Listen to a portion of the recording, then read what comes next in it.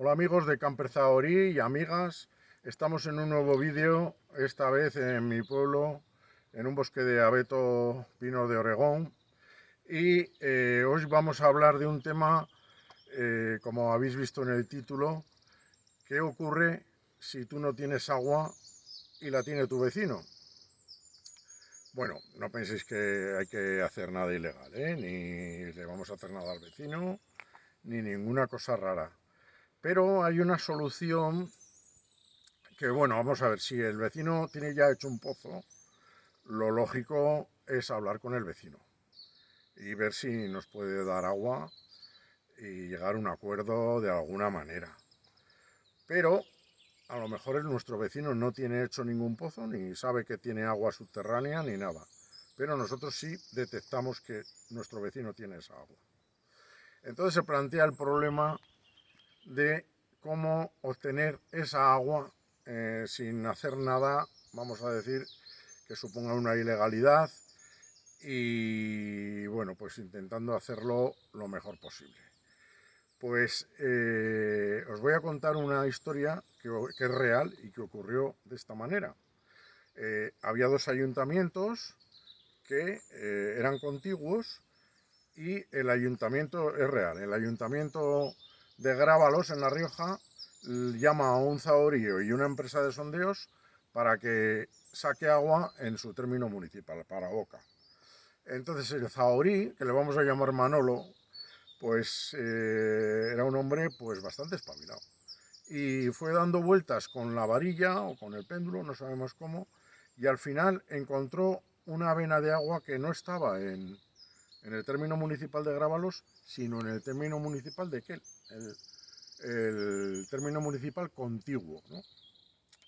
Bien, él no sabía en aquel momento que el subsuelo de Grábalos tenía un agua fósil, un agua que no se movía, y él no la detectó, como nos suele ocurrir a los zahoríes. No detectamos los acuíferos que no se mueven, los lagos subterráneos, las aguas que están en aluvión, y él no la detectó.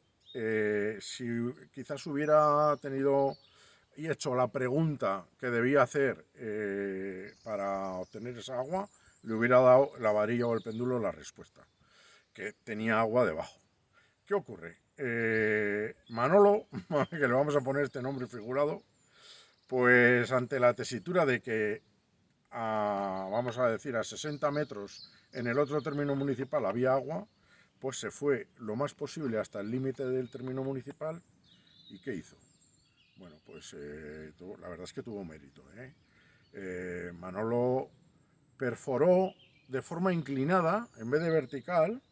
Manolo perforó de forma inclinada, de tal manera que dio con la vena de agua de Quel, del municipio de Quel, a la misma profundidad que tenía que llegar.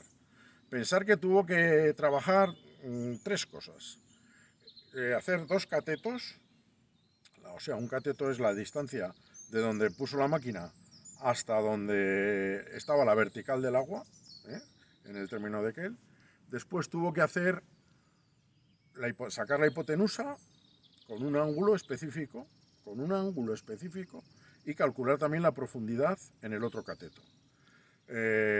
Bueno, puede parecer fácil, pero si tienes un error en cualquiera de los, sobre todo en la profundidad de uno de los catetos, pues se te puede ir todo al traste. Y Manolo lo hizo. Y bueno, pues Manolo dio agua a Grábalos. Nadie supo nunca que el agua venía del término municipal contiguo. Esto es verídico, lo que os estoy contando. Y porque, claro, yo cuando llego allí un día digo, bueno, ¿qué ocurre aquí? Eh, en la vertical no había agua que corriera. Sí que había agua subterránea, pero no que corriera. Y digo, bueno, ¿de dónde viene esta agua aquí? Y claro, al darle vueltas al pozo, me doy cuenta que había una traída que venía como horizontal.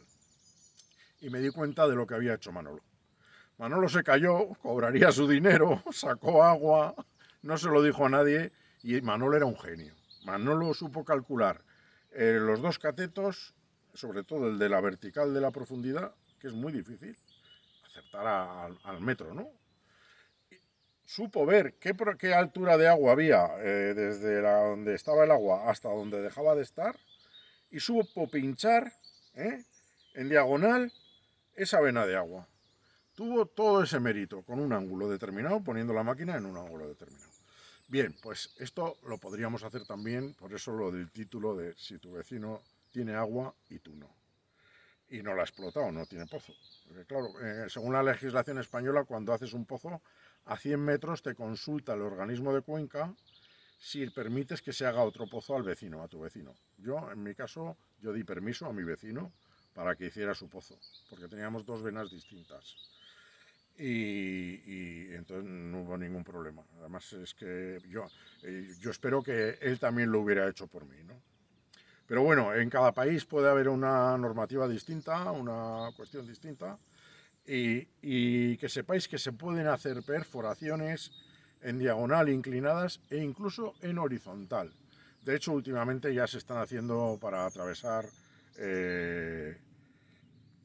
autovías con suministros, con gas, con cualquier cosa que haya que atravesar en una carretera, una autovía, una vía férrea, cualquier cosa, se está haciendo con perforaciones horizontales. Seguro que con mucho más ingeniería y con muchos más medios que los que tenía Manolo en aquel momento. Por lo tanto, nos tenemos que descubrir ante Manolo. Fue un fenómeno que se lo tuvo que tener callado como buen autónomo, cobrar su dinero y ya sabéis que cuando se ponen malos pues no tienen lo que todos, ¿no?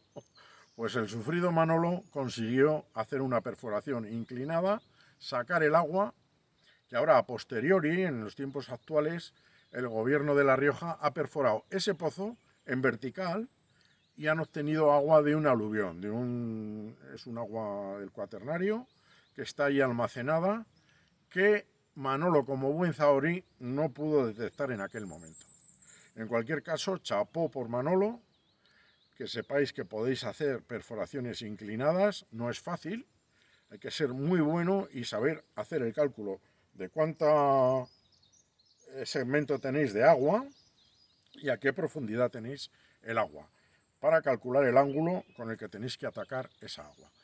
También que sepáis que en Texas, en Estados Unidos, las parcelas donde estaban los famosos caballitos sacando petróleo, pues se quitaban el petróleo unos a otros. Cuando se les acababa la parte de su bolsa, algunos, como estaban en parcelas pequeñas, hacían perforaciones inclinadas para obtener el petróleo del vecino. Esto era muy habitual y está registrado en los textos, ¿no? Bien, amigos, y más, que sepáis que tenéis esa opción. También pensar que no solamente en radiestesia sirve nuestro subconsciente para buscar el agua, sino que necesitamos tener otros conocimientos con nuestro consciente. Tenemos que ser hombres del Renacimiento, casi un Leonardo, saber de todo, saber de física, de química, de todo, de matemáticas en este caso, de Manolo, y de muchísimas más cosas, porque si el consciente no te acompaña y te llega justo para pasar la semana, pues no vas a ser capaz de ser un gran zahorí. Esta es una gran lección que tenéis que saber. Nunca llegaréis a ser buenos zahorís si vuestro consciente no es un hombre del Renacimiento. ¿De acuerdo? Bien, sin más, un saludo desde Camper Zahorí y hasta siempre.